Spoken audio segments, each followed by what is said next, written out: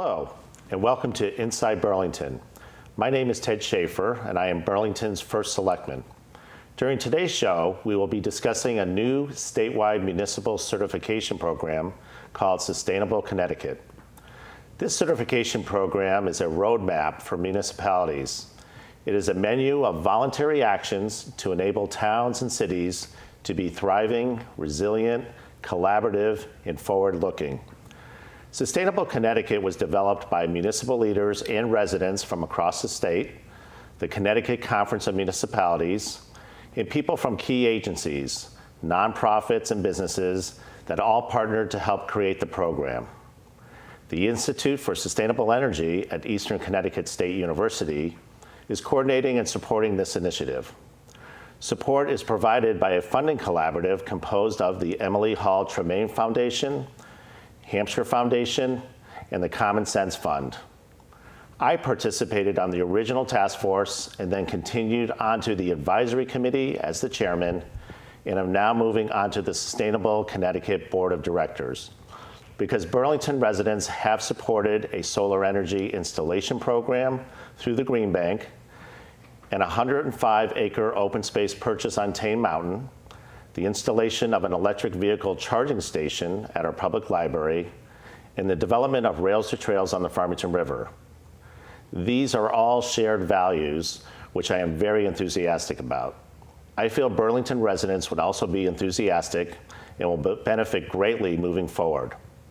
Joining me today is Lynn Stoddard, Director of the Institute for Sustainable Energy at Eastern Connecticut State University, and a driving force in the development of this program. Also joining us is Marty Connor, a planning consultant to the town of Burlington. He is also the city planner for Torrington. Marty co-chaired the Dynamic and Resilient Planning Working Group of Sustainable Connecticut. So welcome, Marty and Lynn. Thank you for being here. Thank you.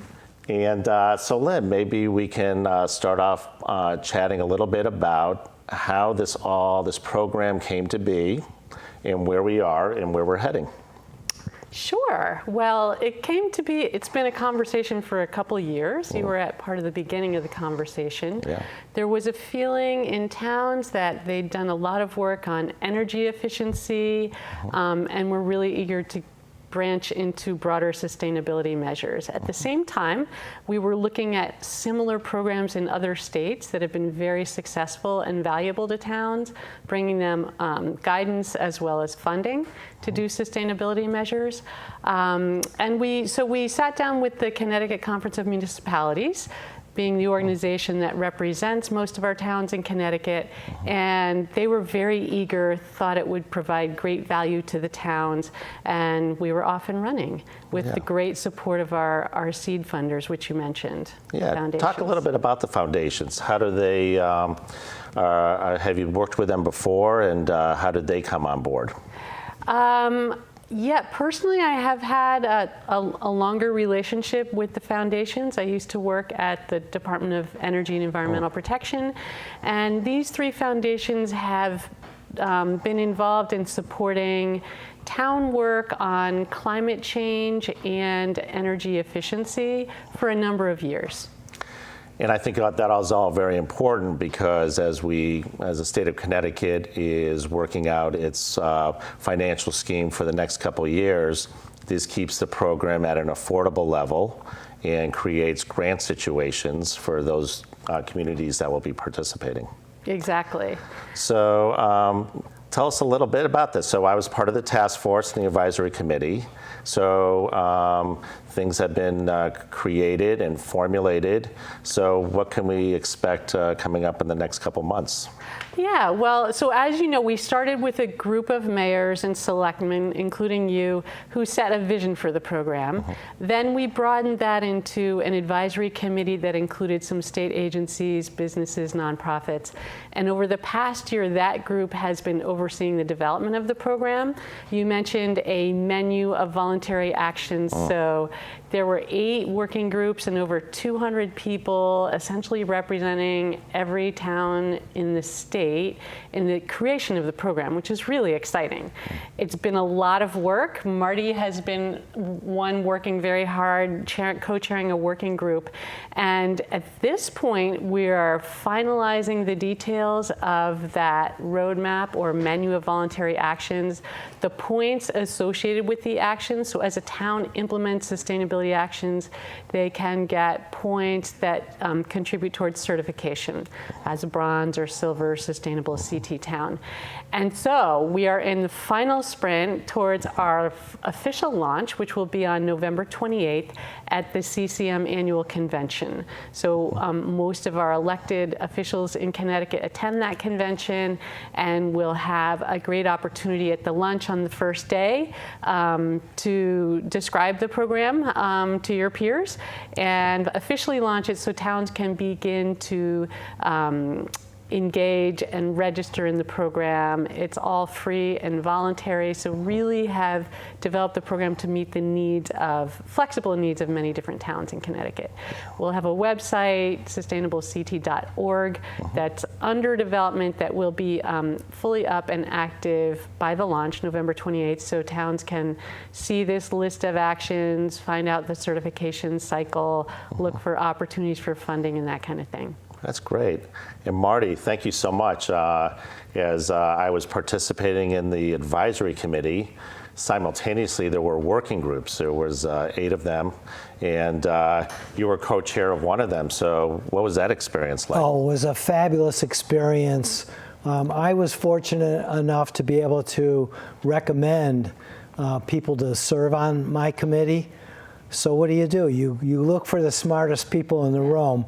And I picked the top planners, I thought, in the state, and one by one got them twisting their arms to volunteer to help out. And I think, as Lynn had pointed out to me when we were talking about how these groups got together, when you get one really good planner and you say, well, I got this planner, and I got this Hiram Peck from Avon that's agreed to do it. Well, then the next guy you ask or gal wants to be part of it too. So we got some of the top planners in the state, and we picked people from both large cities as well as small towns. So it was great to get this group together and talk about sustainable Connecticut and talk about what we can do from a planning perspective. And I think people got really excited about it. I know I did. I really enjoyed the experience. So looking at the menu items from this program, from your area, from the planning area, do you see some of the menu items that might be applicable to the town of Burlington? Well, I definitely see how it's going to help the town of Burlington. In the next couple years, Burlington's going to be looking to update their plan of conservation and development. This is one of the most important documents that the town has. It's their 10-year plan of how the town's going to move forward.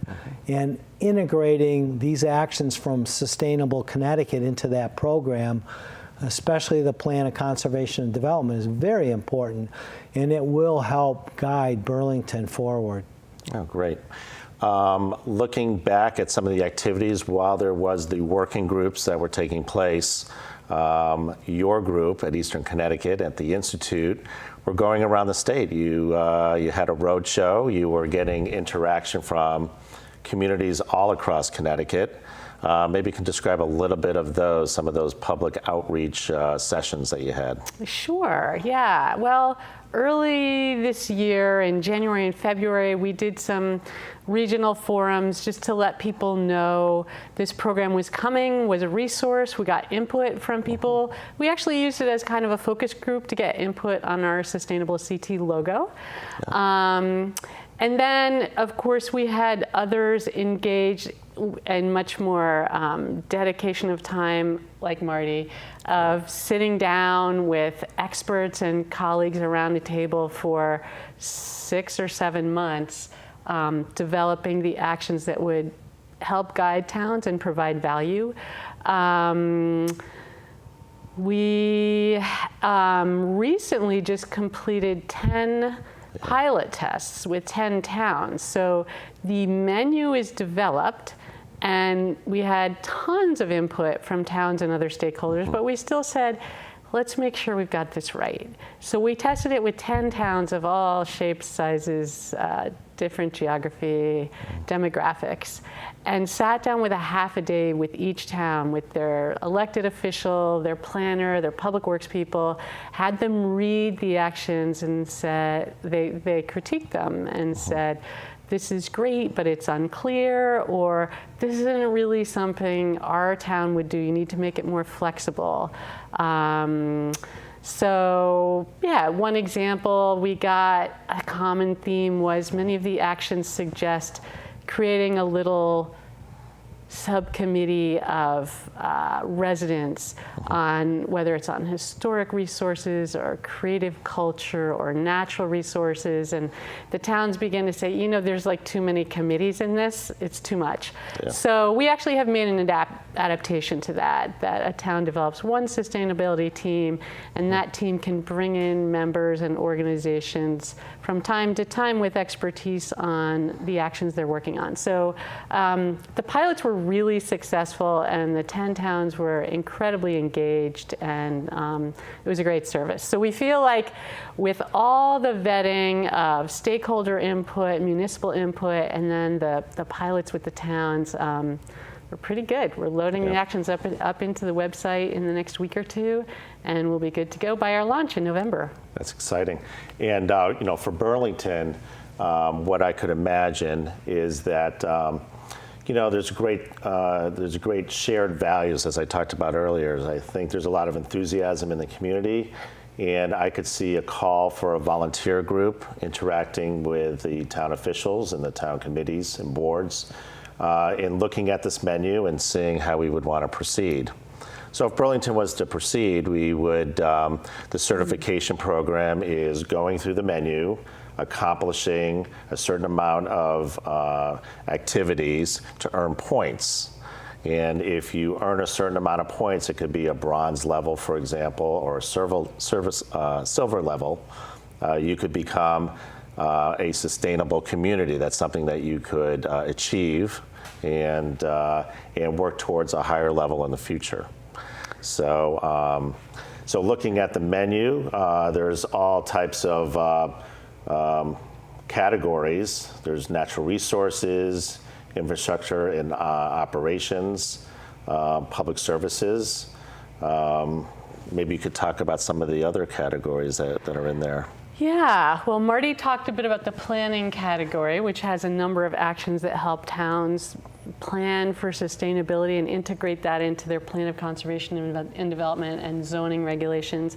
Another category is cultural ecosystems or creative arts and culture. So that one has a number of actions to help a town look at what have they got? Who are they in the town? How do they embrace all parts of their town, and especially the arts? So arts programs for youth, an assessment of kind of your creative arts and culture venues and organizations in your town. Another category is transportation, which is clearly strongly linked with planning. So there are actions to promote transportation and mobility for all ages and people of all types. So when we talk about transportation, we usually think about vehicles. When we talk about mobility, we think also about walking and bikes. Yeah, I think that's very important too, for not just big cities, but small towns. And the whole Complete Streets program that the planners talked a lot about, you know, involves trails. Yes. Ted talked about the Farmington River Trail and how important that is to Burlington. But when Ted's planning on improving roads, I think if they're part of the Sustainable Connecticut program, they'll get points for taking a look at roads. Is this a road that maybe we can widen slightly or put sharrows on for bikes? so we can encourage some biking? Is there, in the center business zone in Burlington, is it important to connect sidewalks? So I think, this is really going to help provide guidance when, when the different groups in town are moving forward. And one of the other areas of discussion we've had is that these are low-cost programs. This is not going to cost the taxpayers a lot to get these programs up and going. And because we're participating, there'll be grant money that'll be available on the federal level and state level, and hopefully from some of these foundations. And one area that I also noticed on the menu, and I think it's on people's minds, is as we're trying to see how the state economy and local economies can flourish, there is part of this program that it's the category is called Thriving Local Economies. So if you look at some of the menu items, it says design sustainable economic development policy, design sustainable workforce development policy, create buy local campaign, take action to support local businesses. And I think that's very important to the Burlington community.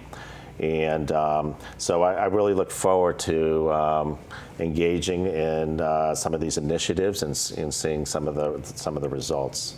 Well, also, Ted, in there too is being more agriculturally friendly. So developing regulations that are friendly to ag and ag tourism. I think Burlington could really, that could be very helpful for the local economy in Burlington. Yeah. So, one thing that I want to leave with people today, I think we're trying to say, is that when you're thinking about and hearing about Sustainable Connecticut, it's a large umbrella. There's lots of categories. There's lots of avenues that a community can pursue and become enthusiastic about and embrace.